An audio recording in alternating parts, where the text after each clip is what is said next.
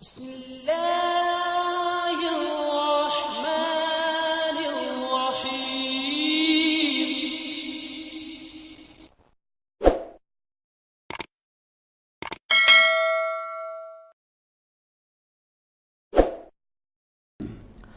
ناظرین کرام،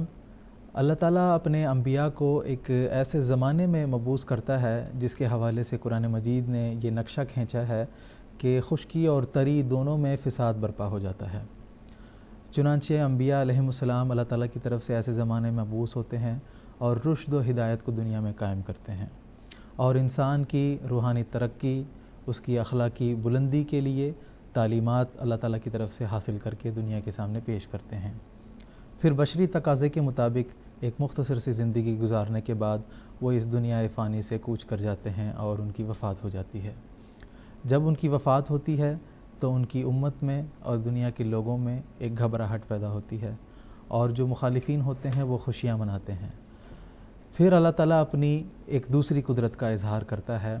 اور انبیاء کرام کی جانشین پیدا کرتا ہے، جو انبیاء کرام کا جو مشن ہے اس کو تکمیل تک پہنچاتے ہیں، اور انبیاء کرام جو پیغام لے کر آتے ہیں اس کی اشاعت کو دنیا میں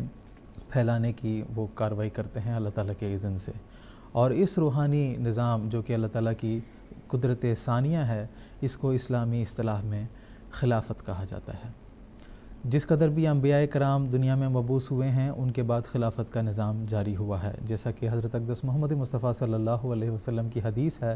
کہ ما کانت النبوۃ قط الا طبیعتہا خلافہ،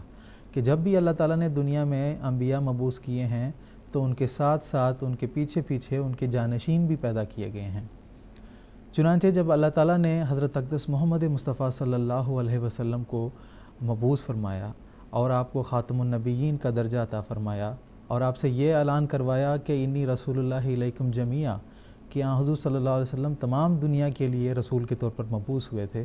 تو آپ کا یہ عظیم الشان مقام تھا، اور آپ جو عظیم الشان تعلیم اور پیغام لے کر دنیا میں آئے تھے اس کے لیے ضروری تھا کہ تا قیامت وہ تعلیم دنیا میں برقرار رہے تاکہ بنی نوع انسان ان تعلیمات سے فائدہ اٹھا سکے۔ چنانچہ آپ علیہ الصلاۃ والسلام، آپ صلی اللہ علیہ وسلم کی جو بلند مقام ہے وہ یہ تقاضا کرتا تھا، اور آپ کی جو قوت قدسیہ کی جو روحانی تاثیر ہے وہ بھی تا قیامت جاری رہنے والی قوت تھی۔ چنانچہ اللہ تعالیٰ نے آپ صلی اللہ علیہ وسلم کے فیض و برکات کو قیامت تک جاری رکھنا چاہا۔ چنانچہ اس واسطے ہدایت کے لیے اللہ تعالیٰ نے آپ صلی اللہ علیہ وسلم کے اس دنیا سے گزر جانے کے بعد مختلف انتظامات فرمائے ہیں۔ آپ صلی اللہ علیہ وسلم کے گزر جانے کے بعد اللہ تعالیٰ نے خلافت راشدہ کی صورت میں امت مسلمہ کی رہنمائی فرمائی ہے۔ اس کے بعد مختلف مجددین کا سلسلہ اللہ تعالیٰ نے جاری فرمایا تھا کہ جب بھی شریعت کے احکام کے تعلق سے امت میں کوئی اختلاف یا کوئی شبہ کی بات ہوتی ہے تو اللہ تعالیٰ فوراً اپنی جناب سے اپنے جو منتخب بندے ہوتے ہیں ان کے ذریعے سے رہنمائی کر دیتا ہے، اور اسلام کی تعلیمات کو ہمیشہ تازہ رکھنے کا اللہ تعالیٰ نے انتظام فرمایا ہے۔ حضور صلی اللہ علیہ وسلم پر جب 1400 سال کا عرصہ گزر گیا تھا اور اسلام مسلمانوں میں ایک کمزوری کی حالت پیدا ہو گئی تھی، اس وقت اللہ تعالیٰ نے پیشگوئیوں کے مطابق حضرت مرزا غلام احمد صاحب قادیانی علیہ السلام کو امتی نبوت کے مقام پر فائز فرمایا اور احیاء اسلام کے لیے آپ کو مبعوث فرمایا۔ حضور صلی اللہ علیہ وسلم کے کامل غلام ہونے کی وجہ سے اور آپ صلی اللہ علیہ وسلم سے بے انتہا عشق ہونے کے نتیجے میں اللہ تعالیٰ نے آپ کو یہ نبوت کا جو مقام ہے اس پر سرفراز فرمایا۔ آپ علیہ السلام کے گزر جانے کے بعد اللہ تعالیٰ نے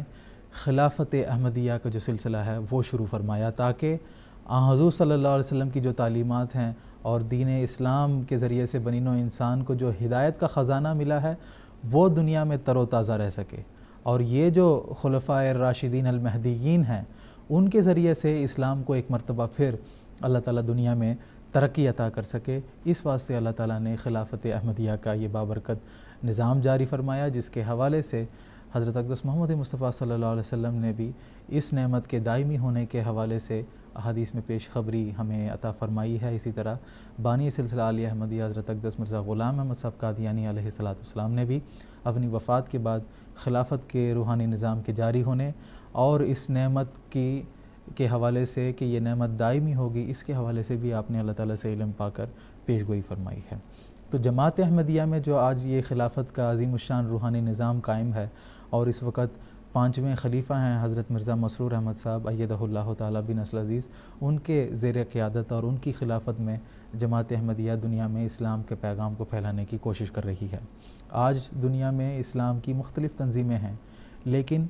وہ خلافت کی اس نعمت سے محروم ہیں، ان کے پاس کوئی واجب الاطاعت امام ان کے لیے میسر نہیں ہے جس کے اشاروں پر وہ چل سکیں، لیکن یہ اللہ تعالیٰ کا فضل ہے کہ اس نے ہمیں ایک عظیم الشان روحانی قیادت خلافت کی صورت میں عطا فرمائی ہے، جس کے تابع، جس کی اطاعت میں رہتے ہوئے جماعت احمدیہ کو روحانی طور پر اور اخلاقی طور پر ترقی کرنے کا موقع مل رہا ہے۔ اسی طرح اسلام کے پیغام کو دنیا کے کناروں تک پہنچانے کا بھی اللہ تعالیٰ نے جماعت احمدیہ کو اپنے فضل سے موقع اور سعادت عطا فرمائی ہے۔